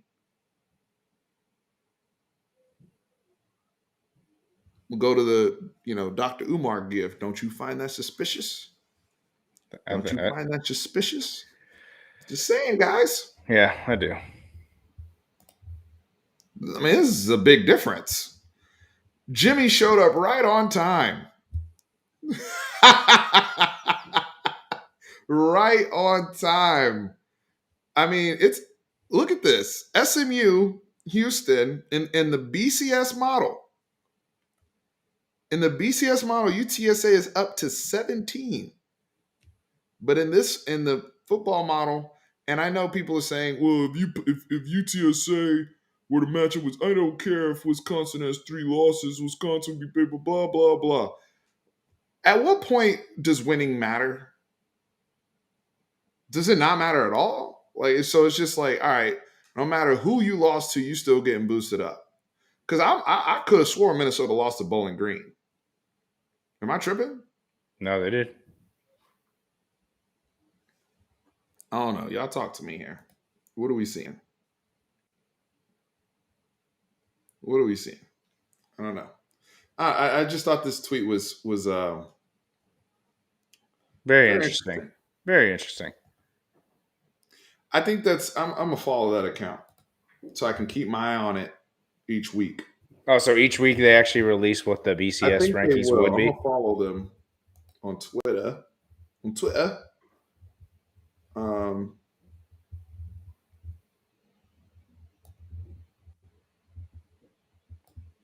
Illinois didn't beat Ohio State. No, Illinois beat Penn State. Yeah. I think he's thinking Penn State. Yeah. The only loss that Ohio State has is to Oregon. It's a beauty pageant, not football. That's why I said, Cincinnati, you're going to have to start blowing people out like crazy. And even then, that might be not enough to get their attention. It is a beauty pageant. I mean, what else do they have to do, though? I mean, they played a very good Georgia team down to the wire last year. This year? Oh, yeah, technically this year. Yeah, you're right. It was January 1st. Yeah. No, because people were trying to act like the Cincinnati-Georgia game happened like 5 years ago. Yeah. because I'm hearing people all over social media talking about, well, I don't know, if Cincinnati puts on football pads against Georgia, they'll get blown out of the water and all this type of stuff. I'm like, bro, that was 11 months ago they Yeah, put that pads was, on, and they played and then them they very went close. into a phone booth against Notre Dame, Yeah. who's always one of the more physical teams. I'm completely with you on this, on especially Cincinnati, especially since they've done it 2 years in a row. I mean, it's kind of like when UCF did this, like for like 2 or 3 years back to back, and they still were left out regardless of anything. Like when I know we should go off of quality of wins and everything like that. But if you're a 3-loss team, you should not, or a 2-loss team, you should not be above a 9-0 team that's actually played some decent competition. Yeah, it's not. Yeah, I mean, that's the thing. If you've played like at least Mark, she's Mark, I had to do it. I had to put Mark's comment up here. Had to. Had to. Surfer Boy, I don't know what's gonna happen, what type of team's gonna play. I'm nervous about this Iowa State game just because of the matchup.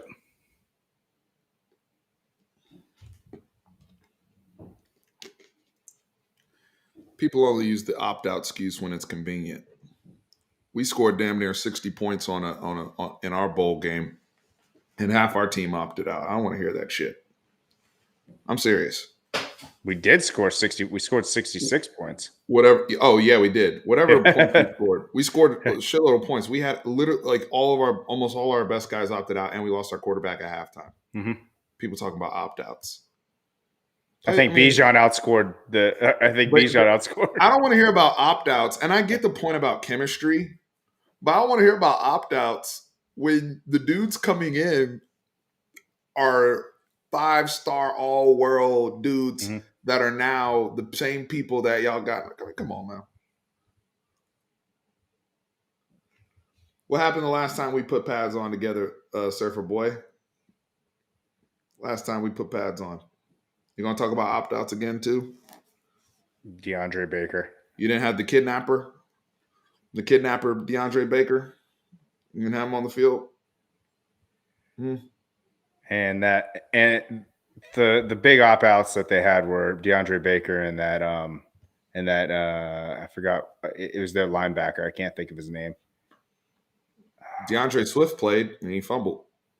He's a pretty good player in the NFL. So my fantasy team. DeAndre Swift was out there. We shut down the run. I mean, we dared trash Jake Fromm to throw the ball. Jake Fromm was out there. We talk about opt-outs. No, he's a Rolex stealer. He's a kidnapper, bro.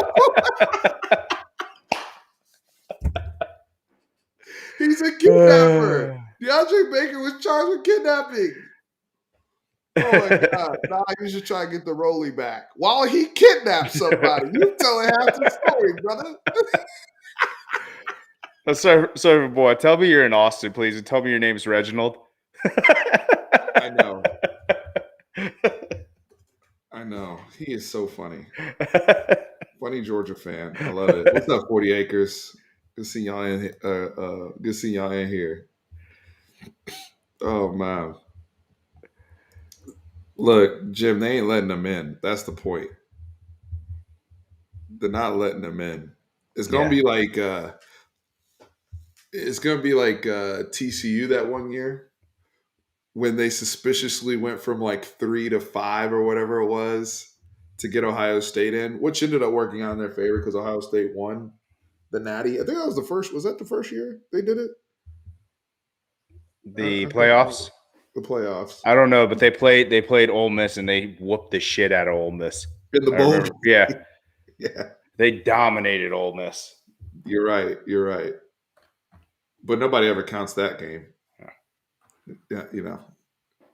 Ole Miss didn't want to be there.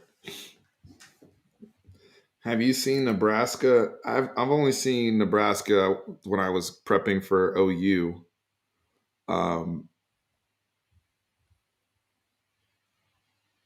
I don't know if I've watched any more Nebraska this year. I I will don't. say this, man. Scott Frost was that dude back in the day. I saw a random clip on Twitter. I shared it for those of you who are following me. It was Northwestern versus Michigan, one of the great college football games of my life. Overtime thriller.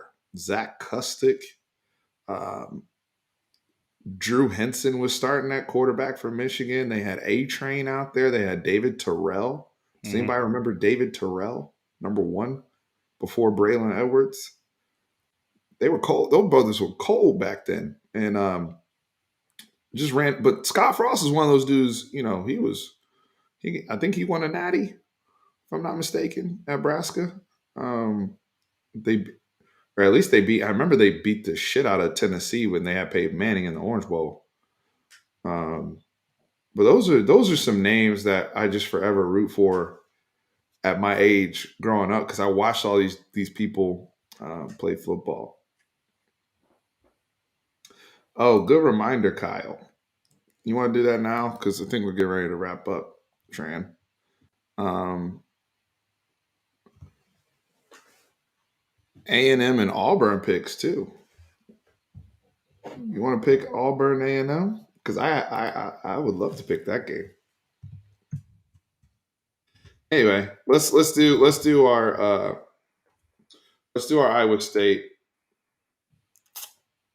Iowa State picks first. Tran, go ahead. 27-24 Iowa State. More of the same. What do we? How is this playing out? I mean, it's the only thing that I'm hanging on the fact of is that we haven't seen this defense stop a Sark type offense where they can hit those big plays. We haven't seen that. So I think if we can score in the 30s, we win this game, actually. Okay, that's a good point. But until I see that happen, because correct me, we didn't score in the 30s this last game, right? 24, right? It's 24-31, I think. And then the week before, we didn't score in the 30s. We had 24 the week before, or was it Yeah. 31? 20, it was. I forgot what the base. I think it was 31-27 last week. Whatever Yeah. the number was. Yeah. Go ahead. Yeah, but that's what I'm going with. Until I see it, it's this more of the same as that. Until I see it, I hope I'm wrong, but until they prove me wrong, I feel like I'm going to be right. I'm gonna go ahead. I'm gonna go ahead and pick 31-21 Tex or Iowa State. Excuse me. I'm so used to this. This is the first time I think I've officially picked Texas to lose, which is crazy. However, um, heart a lot recently and keep blowing games. This week, I'm picking Iowa State. Um, been consistent about it in terms of uh, just going to Ames, the challenge that presents on our mental.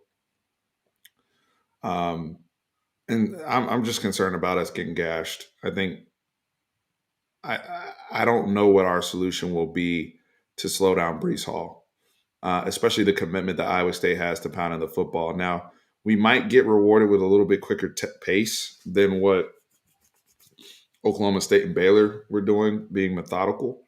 And yes, we'll have more opportunities. I think at turnovers, Brees will fumble too. Brees is a fumbler. Um, And that's but what PK is trying to teach our if you watch, someone tries to hold them up and they try to rip the ball. But I haven't seen us rip many balls, to tell you the truth. So hopefully we can get a couple turnovers. mhm. Sorry, I didn't mean to That's cut the you off. hope. No, no, no. That's the hope. That's the hope. However, I can't give any more heart picks the rest of the year. I got to start picking my head, right? And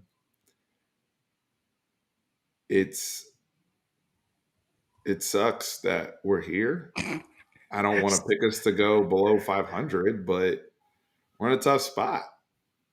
We're in a tough spot. So I think I think Iowa State's going to be comfortable in this game, and I can't wait to be wrong in a positive way.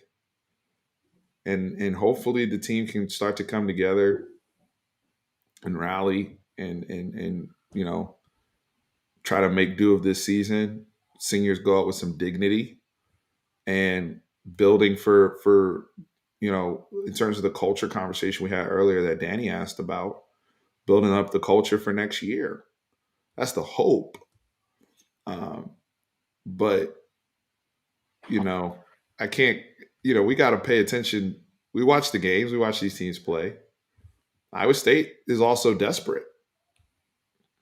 We haven't talked about it from their side. Matt Campbell. Somebody said earlier, Matt Campbell's overrated. All this type of stuff. I think people are starting to sniff out that he's not. He's a good coach, but is he the end all be all? He's not on Lincoln's level. He's not. But they're trying to avoid losing 2 straight games after getting all that momentum against Oklahoma State. They don't want to squander that. I think 3 out of 4, right? 2. 3 out of 4. Yeah. Right. So and they are actually one of the most tenured teams returning. So that's the thing that I give the nod to. They were like number 2 in the country. Yeah, is that they have guys who have been there, and they have guys who know how to win a game when it's close. We don't have that yet. We have that mental roadblock that when something negative happens, we fold. And I hate to say that because shouldn't be that way. It should be next play. All right, we made a mistake. Next play. Let's go. What were you, Surfer Boy? What were you talking about that I'll see in a few hours? What do you mean?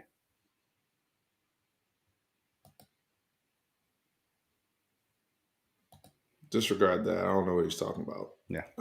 Let's get into Auburn going to College Station against Texas A&M. That game is tomorrow. We'll be able to watch that game before our game. Mm-hmm. So you want to go ahead with your pick? Yeah. I know Brand is going to be pissed at this, but I'm gonna go Auburn. Honestly, I'm a huge fan of Harsin, and he always dials some weird plays up that work for the big games, and this is a big game. So I'm going Auburn as well. I'm worried about, and I know A&M's defense is playing fantastic. Yeah, but I've also seen them, for whatever reason, like have some issues with Bo Nix randomly, and Bo Nix is playing okay. Tank Bixby and all those guys, and like you said, Harsin dialing stuff up. The reason why I'm picking Auburn is I've got to see Zach Calzada get back to at least some of the level he was at that night against Bama to take some pressure off their run game, because everybody and their mom's going to key, and A&M's.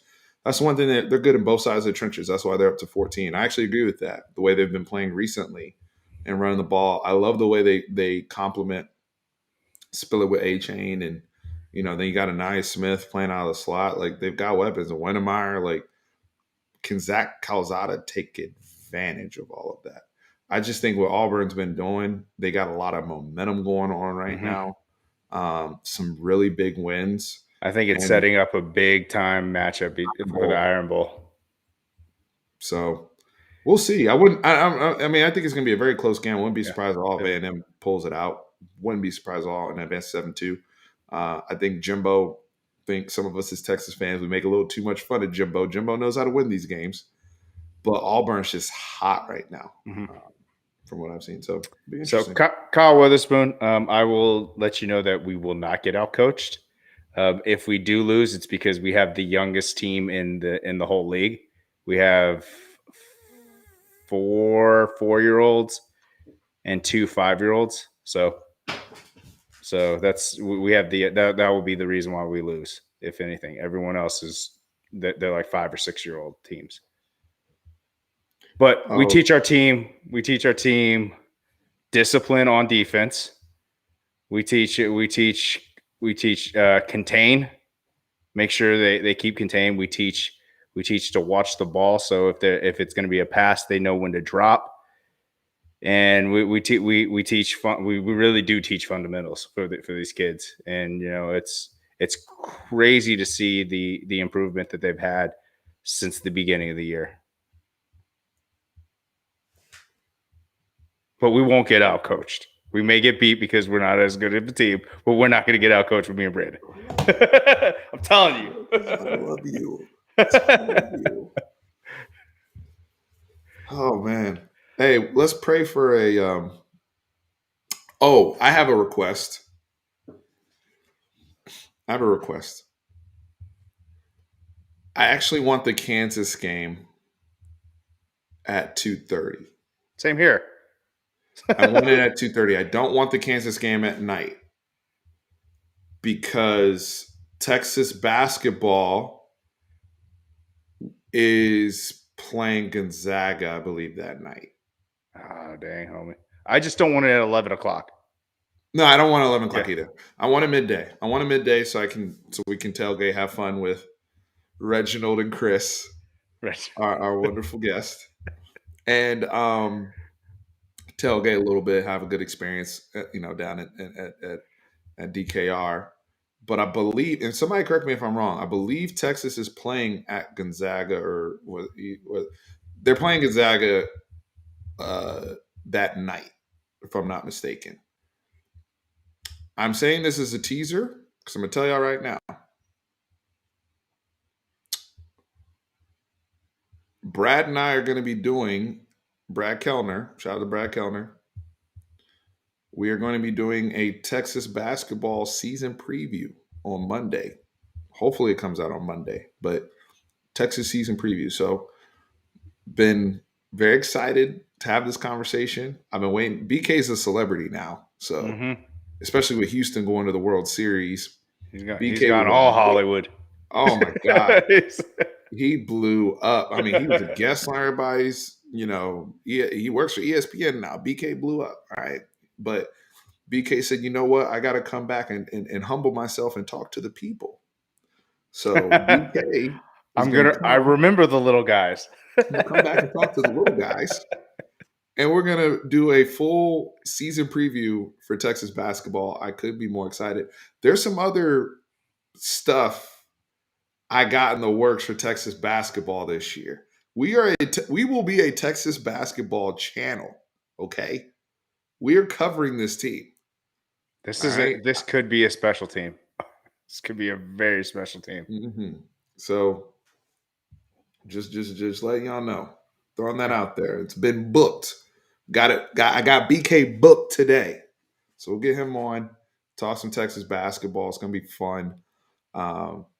Optimistic side of the season, first season of the Chris Beard era. Trent, I'm getting ready to wrap this. Guys, hit up BUSR.com because there's so many prop bets for this UFC card tomorrow. You could not imagine. We about to see Thug Rose, about to see Usman, about to see Colby, about to see Gaethje.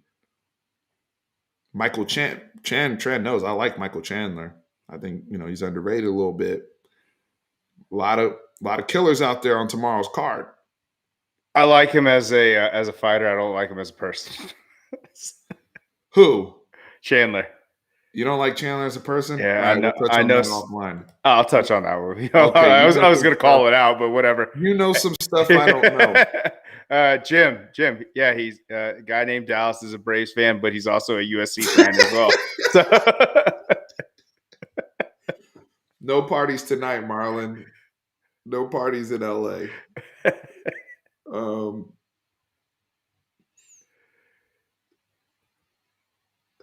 Oh man, I missed the fight last weekend. The last fight I watched, I've been slipping on boxing, and I apologize. Last fight I watched was Shakur Stevenson a couple weekends ago. So I've been slipping. Didn't Shakur whoop that ass? Shakur whooped that ass. Yeah. Looked good. Yeah. He looked good. He got a stoppage, late round stoppage. The brother technically, with his speed and quickness, but technically I think he's starting to understand angles even better and just suffocate guys in the corners. And next thing you know, he's landing his jab, he's landing his combinations, and you're done. good night, sayonara, good riddance. So really, really cool stuff. Yeah, Danny, I saw you went to the game. Congratulations. I saw you and your wife went to one of the games in Houston, Danny, for your Braves. So congrats. I'm sorry for everybody that's an Astros fan in here. My condolences. Stetson Bennett's going for a smooth 150 on Missouri, Surfer Boy. I think you have a typo there. You added a 0 at the end. I'm going to ask BUSR to add a line for Stetson Bennett over under 150 yards passing this week against Missouri. Go ahead and smash that under. Y'all are funny. This is how we end up lingering for another however many minutes. Just man. reading the chats. Yeah, because y'all are hilarious. Yeah, that Texas Gonzaga game, that's a good test. Chet Holmgren, who's on Gonzaga, one of the kids in the mix to be projected to be a number one pick. Paulo Banchero over at Duke is another one who's got a very interesting frame. The boy is big, but he is like a point forward. Like there's some interesting. This is so. I want to add this in here real quick. This is why, and Jim's here right now. This is why I'm not outraged that my San Antonio Spurs are 2-6 right now. This is why I'm not outraged. It sucks to lose. But when we got 7'1" Chet Holmgren, we got Paulo Banchero, we got the Jaden Hardy brother out here. There's some young talent in the draft. Do you really think Chet Holmgren is gonna translate to the NBA his first year? You see how skinny that dude is?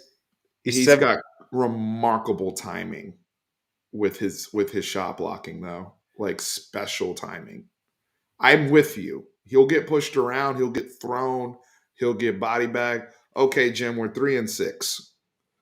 Go Spurs, go. It's the same thing. Like so one of the guys we had to play with in high school. Enough to be picking at 10. Yeah.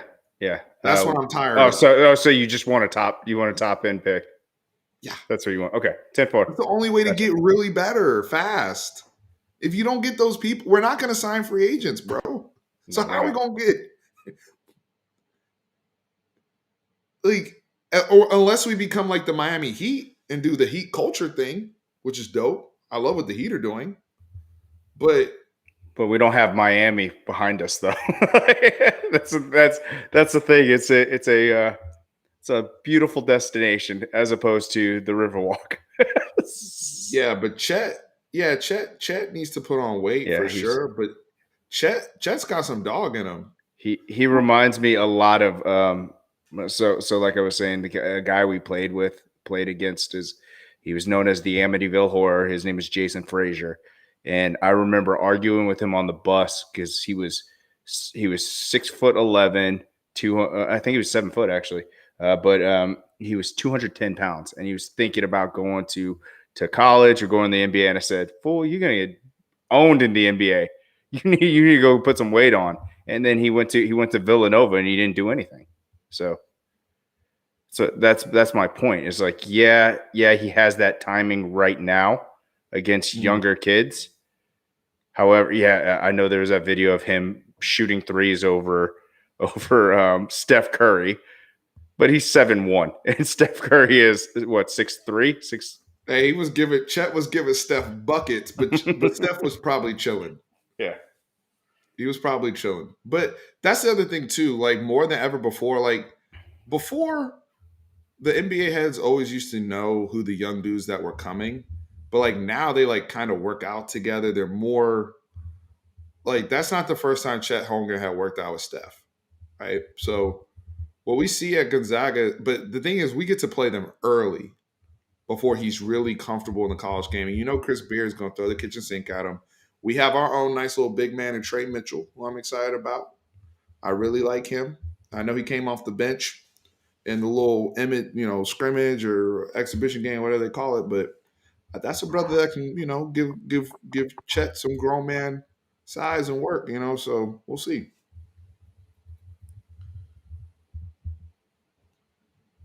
Leave us alone. We have a very we are very, very exciting basketball program. What's going on, Tyrone Swoops? Um, we have a very exciting basketball program. So I'm excited. Excited. I'm telling you, there's some stuff I got in the bag for y'all for basketball season. And look, whether or not this has nothing to do with football, Surfer Boy, because now you got me rattled. This has nothing to do with football. I was going to talk about basketball regardless, because we were going to be good. We were excited about real rap. Were we not excited about basketball regardless of however the football? This has been brewing for months since we've been hitting the portal with Coach Beard. That's nothing. That's nothing new. We're always a volleyball school, Jim.